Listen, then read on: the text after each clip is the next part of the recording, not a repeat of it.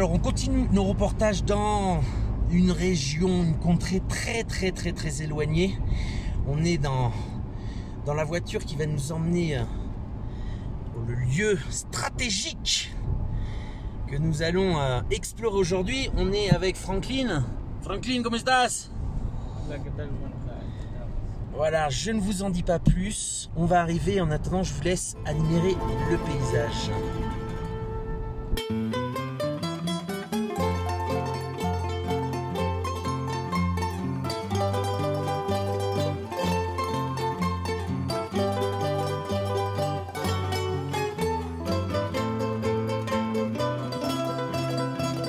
Petite séquence paysage. J'ai l'impression d'être dans le Seigneur des Anneaux, dans le Rohan, dans le royaume du Rohan. J'attends les chevaux là, mais je vois que des lamas.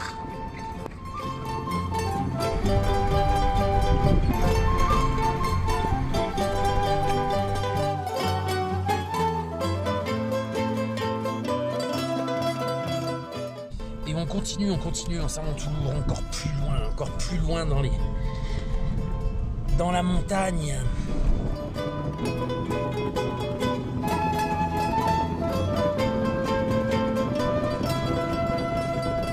Ajá, Franklin, entonces me estaba diciendo que hay abajo de estas sierras, ¿cómo? Uranio. De l'uranium. On est sur des terres de minerais. Et ici, c'est de l'uranium. Là-dessous, il y a de l'uranium. Alors, dans la région où on est, il n'y a pas que de l'uranium. Hein. Il y a du fer, de l'or, de l'argent, de l'étain, puis, bien sûr, du lithium. Bon, on arrive. C'est 3 heures de piste dans la montagne. ¿Cómo se llama el centro poblado? Calcaya, qui est notre destination.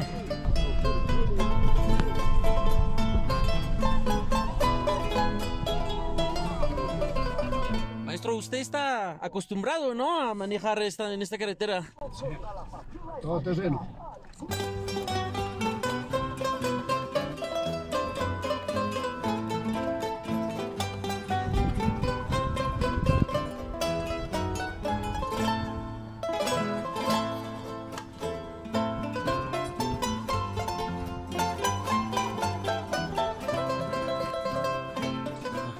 ¿Y dónde se queda el litio?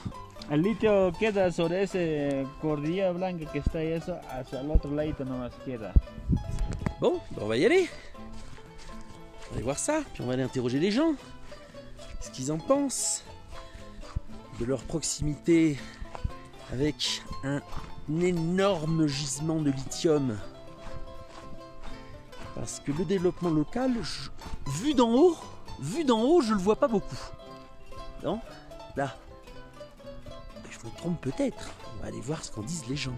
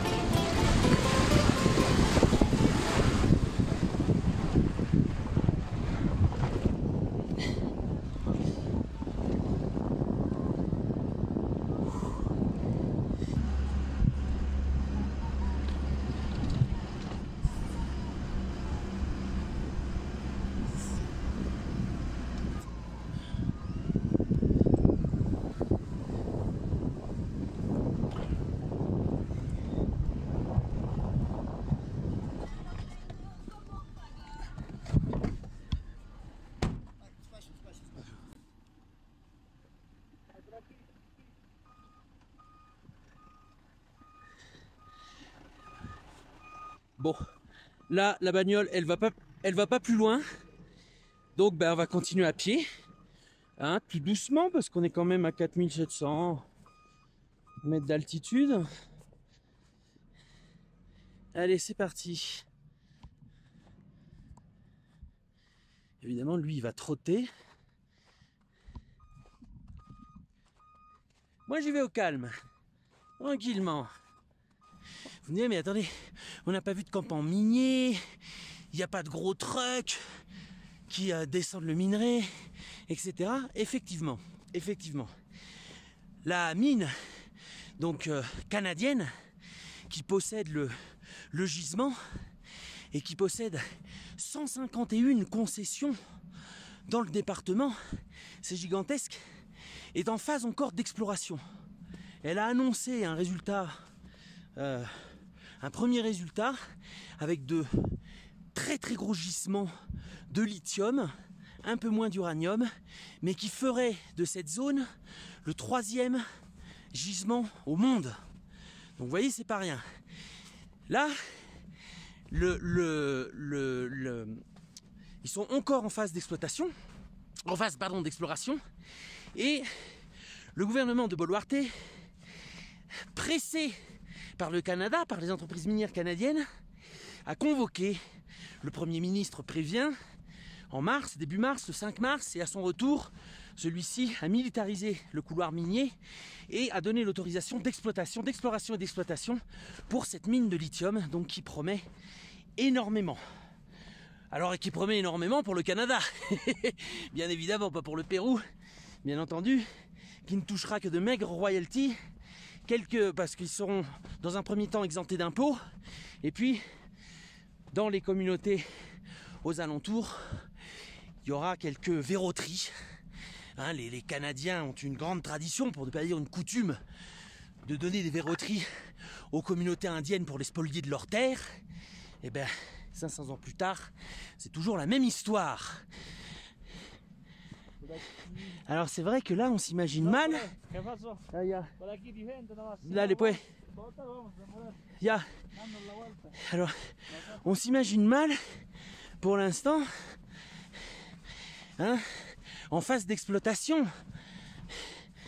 Il faudra que je revienne dans 10 ans pour voir. À mon avis, ça va être tout construit. Il y aura une belle route en goudron, hein. Et puis voilà, il reste par où il m'emmène. Et lui, il est facile. Il est né dans le village d'en bas, à 4300 mètres d'altitude. Donc lui, il en fout.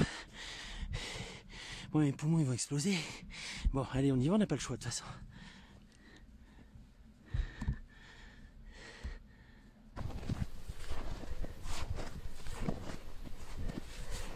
Bon, après 4 heures de route, dont 3 heures de piste,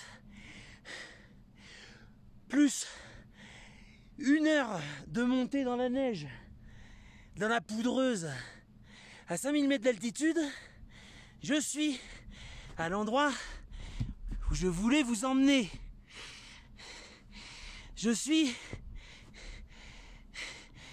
dans les gisements de lithium. Vous voyez derrière moi la roche blanche? Ben voilà, c'est ça. Vous allez me dire, est-ce que ça valait vraiment la peine de faire tout ce chemin, de souffler comme un bœuf pour nous montrer de la pierre blanche? Ben écoutez, c'est pas à moi de répondre. C'est juste que ça devient, cette petite roche blanche là, un enjeu mondial, un enjeu géopolitique, de guerre même, en tout cas de lutte pour le contrôle de ce minerai stratégique avec lequel est fait l'appareil avec lequel vous me regardez souffler en ce moment. Voilà. Et donc, le Pérou aurait un des plus gros gisements au monde, et donc il sera exploité par un conglomérat de mines canadiennes. Et donc c'est aussi, en plus d'être un enjeu géopolitique, c'est aussi un enjeu de politique nationale au Pérou, puisqu'évidemment, la plupart des Péruviens patriotes disent mais c'est du vol, c'est de la spoliation, on nous vole nos terres une deuxième fois. Figurez-vous que dans le département dans lequel je me trouve, actuellement, il y a énormément de mines, comme je l'avais mentionné, des mines de cuivre, des mines d'étain, des mines d'or, des mines d'argent, des mines de fer, il y a de l'uranium aussi, et il y a du lithium. Et figurez-vous que, selon les chiffres qu'on m'a donnés à la mairie, soit près de 60% du territoire est sous concession minière étrangère. Donc évidemment, ça pose problème au niveau national et c'est un des grands enjeux de politique. C'était un des enjeux qui a aussi précipité la chute du président Castillo et c'est un des enjeux de politique nationale que de récupérer les ressources minières, les ressources gazières, les ressources pétrolières au Pérou. Et maintenant, on va tout redescendre et on va aller au village. On va aller au village, discuter avec les gens. C'est ça qu'on aime sur les deux rives. Allez, c'est parti, on descend par là. Wouhou, wouhou. Les joueurs sur les deux rives. J'ai pas la neige tous les jours, moi. Allez, on continue.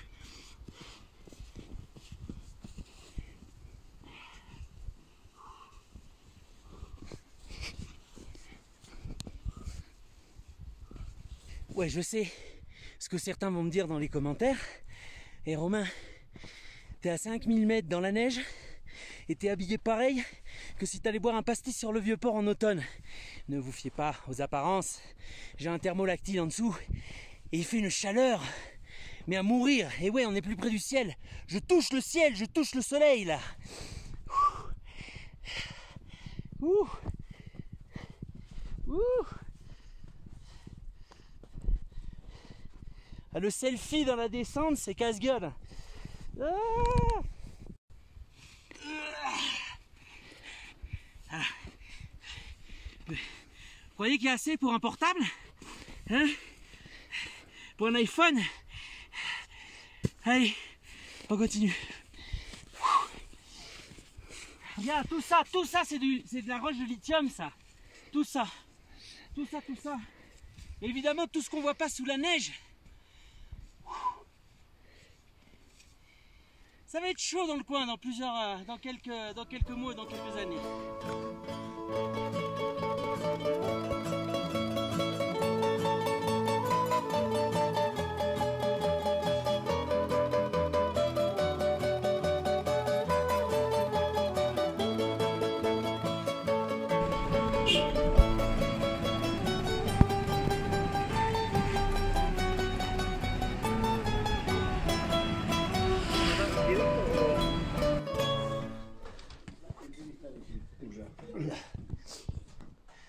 Buenas, buen provecho, señores. Entonces, me voy a sentar aquí. Entonces, ¿cómo cree que lo del litio va a beneficiar al pueblo? ¿Es una buena cosa la mina? ¿Qué dicen ustedes? Me trae progreso a la gente, empleo.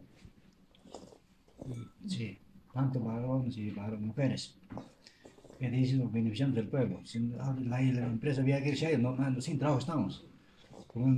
Hace tiempo estábamos con él, ahora se fue sin trabajo, estamos ahora.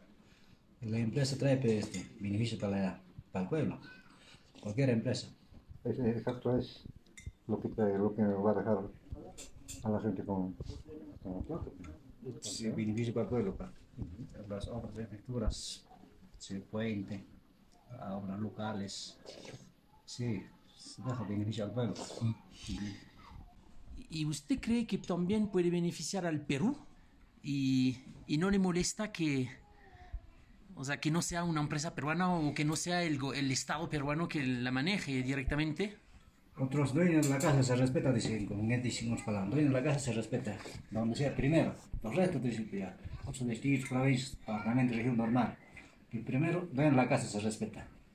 Así dijo el presidente central de Lima. Un año hemos ido y así nos dijo, se respeta.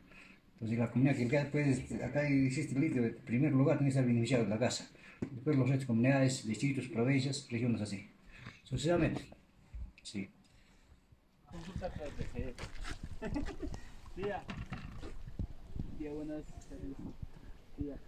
Buenos días, tío. Un placer. Ah, Sí. es tu tío.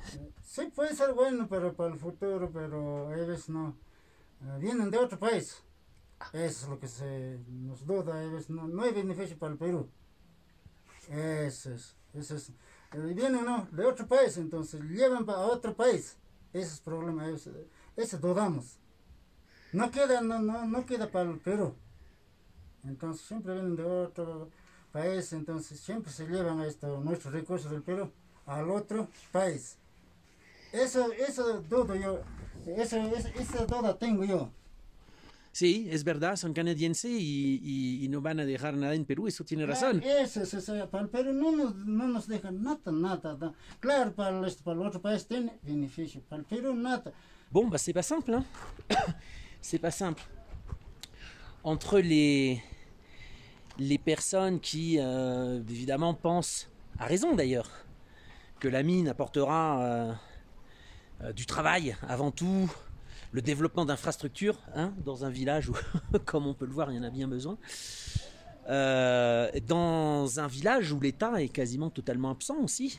Donc évidemment, la mine, même étrangère, même 100% canadienne, est vue par une partie de la population comme une opportunité. Et puis, bah, comme on l'a entendu dans l'interview de l'oncle de Franklin, bah, qui s'inquiète parce que finalement, toutes les ressources naturelles partent dans des pays étrangers et le Pérou se retrouve sans rien. Donc voilà un peu la tension qu'il y a dans la communauté, non? Et évidemment, cette tension est amplifiée au sein de la région et puis évidemment dans le pays, puisque, je le rappelle, hein, la mine ne lâche quasiment rien. Les mines lâchent quelques verroteries aux communautés, là où il est extrait le minerai, il n'y a absolument aucune retombée. Voilà, et un grand combat qui n'est pas que géopolitique, qui est aussi local et territorial. Bon, ben là c'était un voyage qu'on vous a proposé sur les deux rives. À bientôt pour un nouveau voyage.